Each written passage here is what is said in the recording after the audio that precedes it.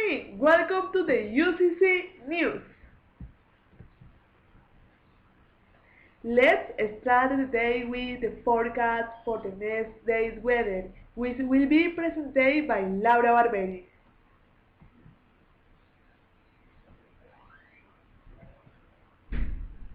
Today, Wednesday, June 23rd, in the city of Ibagué, we will be a warm climate.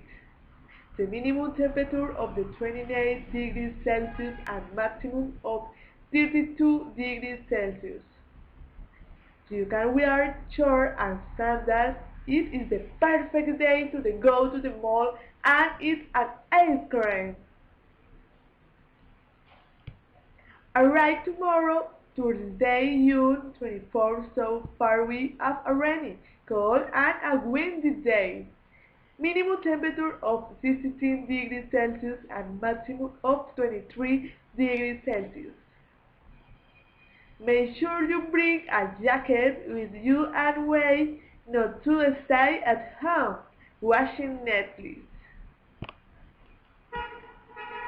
For Friday 24 is expected to be sunny and very hot but windy day with minimum temperature of 29 degrees Celsius and a maximum of 37 degrees Celsius.